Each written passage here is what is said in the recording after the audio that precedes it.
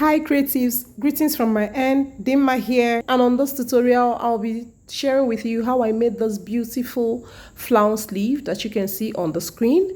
This sleeve is so beautiful, as you can see, and in this tutorial I treated every bit of the step that you will be taking to make this beautiful sleeve. If this sounds like what you'll be interested in knowing how I achieved it, then you have to stick around till the end and I will show you every bit of the process I used to achieve this.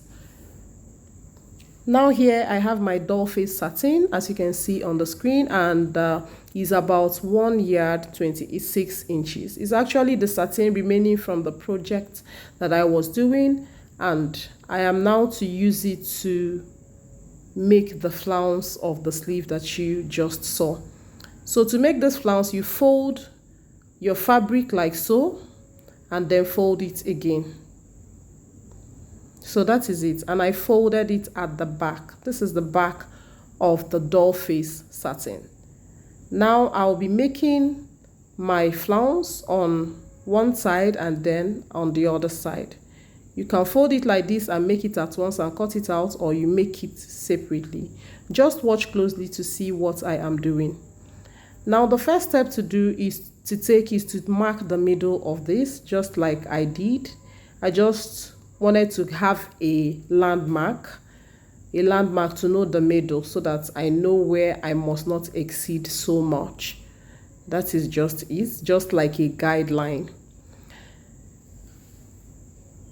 So that is what I just marked, and I'm using my pattern master to draw it out.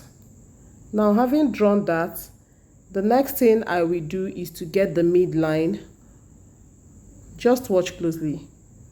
Now what I'm doing is to get the midpoint of this half, block. Okay, here is the midpoint of that spot. Now I'm marking 2 inches circle. Make a point, just make a point where it's convenient for you, and mark 2 inches round a dot. Just make a dot, mark 2 inches round it. I hope that makes sense more. So now I'm marking 4 inches from the circumference of this circle I just drew. I'm marking 4 inches. Now this is for the flounce width, 4 inches round the circle. At the end, after sewing, this 4 inches is going to give 3 inches width flounce. Now I'm going to draw this bigger circle. Draw your own, just as I am doing. After drawing it, I'm going to connect the circumference of the small circle to that of the big circle, just as I just did. Okay, connect the circumference with that line, just as I did. Now from the line, I am marking 4 inches. Watch closely.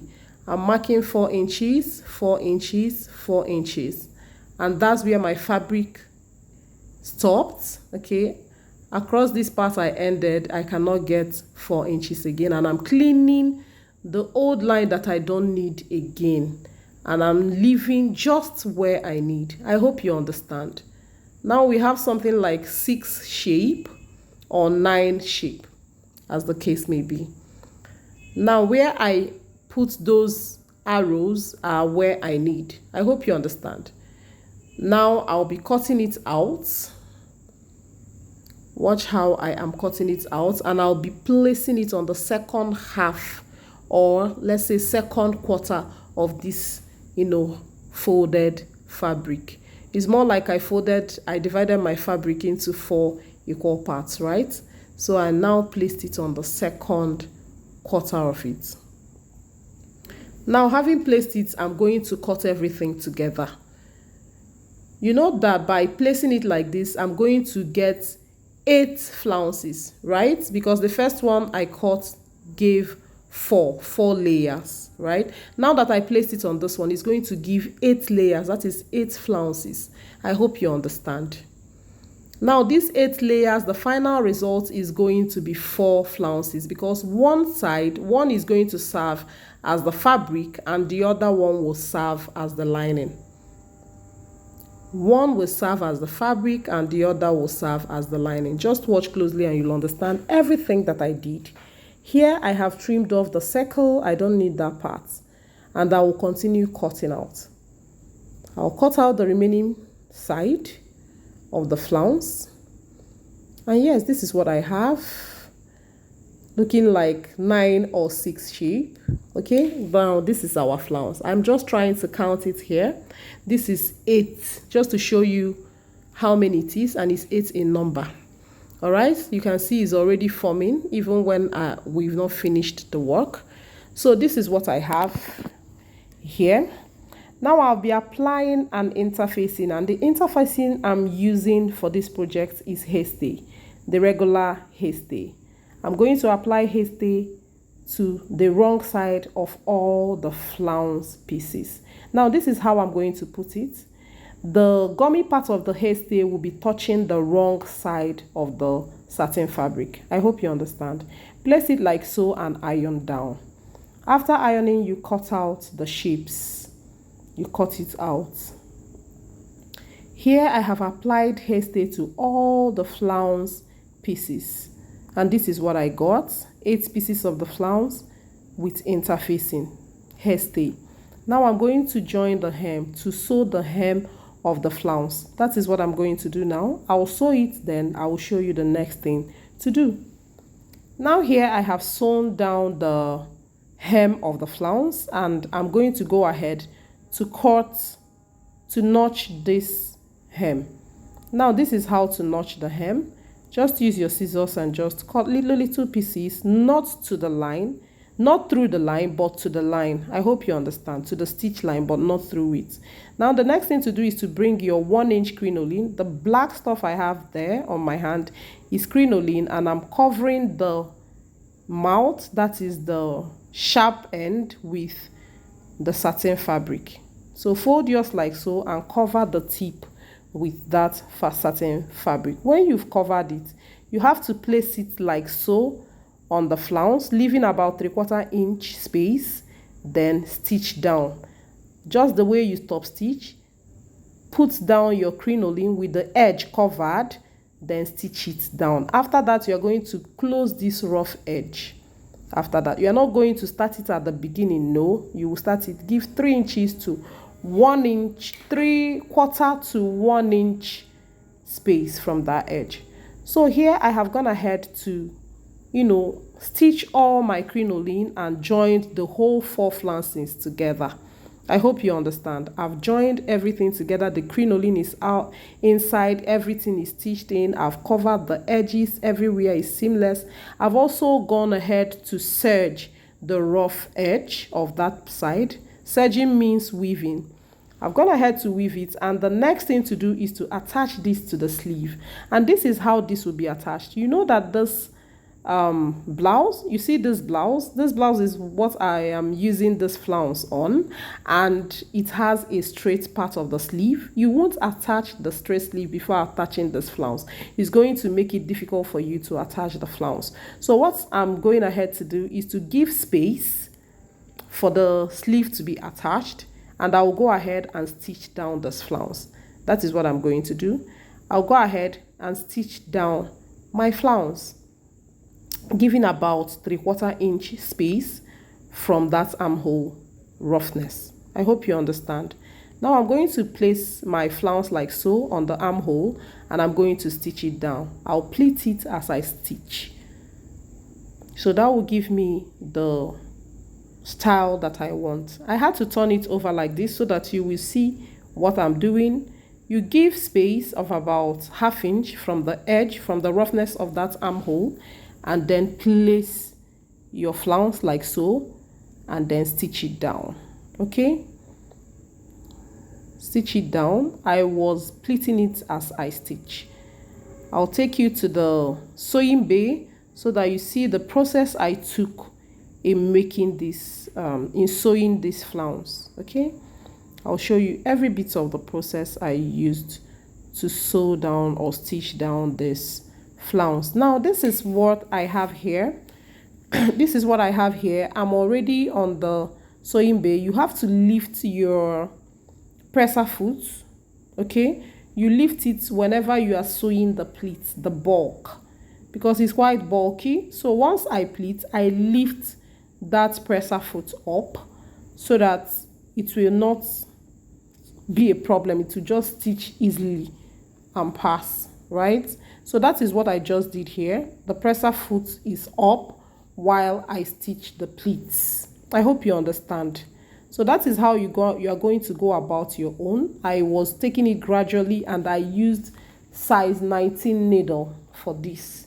Use a big size needle so that it doesn't break and like get stuck in your machine, especially the industrial machine.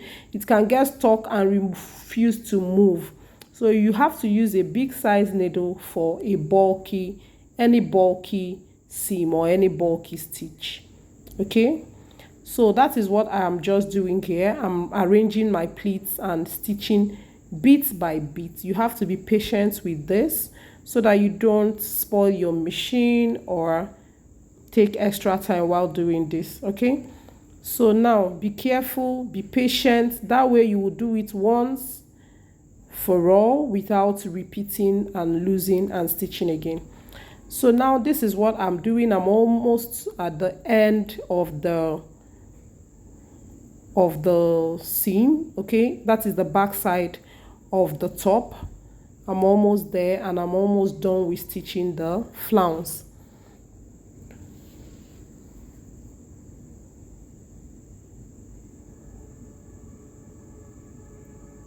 So that is just it. I just had to show this whole process that I took so that you will understand every bit of what I did to achieve this, so that you don't start reasoning, how was it done, how do I showed you everything so that you understand everything. You can see how it is looking. The shape has already come out. So the next thing is just to attach the basic sleeve, right? You can see the space. I left some space where the basic sleeve will be attached. Okay, you can see the flounce is even covering the roughness, but anywhere that is not covered, you can easily use your needle and thread to tack it down, like knit it up. If it's a lace, you can just cut out some appliques and just do as if you are beautifying it, and just, that is after you have applied the sleeve. You look at it and see if there's any exposed part.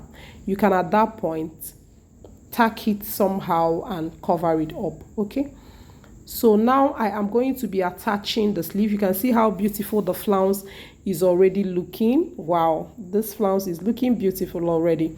So here I have my basic sleeve. If you don't know how to cut your basic sleeve, I will be tagging the link in my description box, okay, so that you see how it is done. Here I am showing how you can hem your sleeve. I use hemming gum, and this is how I place it. I'll first of all make 1/2 inch stitch. You can stitch down 1/2 inch first, then you place your hemming gum and then roll the sleeve over, the sleeve hem over the hemming gum, like so. So that is how it's done, and you just use your iron and iron it down. But to be honest, on the safe side, you can equally, after doing this, you can stitch, like tack it down with needle, hand needle and thread. I hope you understand. So that is it. This is the sleeve. You can see how it is looking already. I have applied iron. I have ironed it out, and it has, is already sticked. That is gummy and is already in shape. You can actually tack it down after this, just to make assurance double sure. Now is to close up that part of the sleeve and then fix it. If you watch closely, you see the front part of the sleeve there, and you'll also notice the back side easily. I'll be tagging how to make the basic sleeve in the description box so that you can check it out and yes, see how a basic sleeve is done. You can see how I finished the edge of that sleeve, the inside. This is to avoid that sharp edge from touching the skin of my clients and making my clients uncomfortable. So now I have fixed the sleeve. You can see what it looks like. It's really beautiful. It's really nice. Try it out and let me know what you got. Feel free to react to this video. Let me know what you think. You can see how beautiful this sleeve is looking. Wow. See how beautiful. See how I tacked those appliques? That's the applique from the net. I just trimmed out some of it and tacked on that waist. I want to tack it on the waist. I just pinned it down. I just want to, you know, put extra bling on that waist. That's all. Just be creative, okay? So now this is how the back, what the back looks like. This is what the back of the flounce looks like. So look at the side. You can see how lovely it's looking, and this is the front. Try it out and let me know what you think. Thanks for watching, guys. Love you all, and of course, I will see you in my next one. Bye.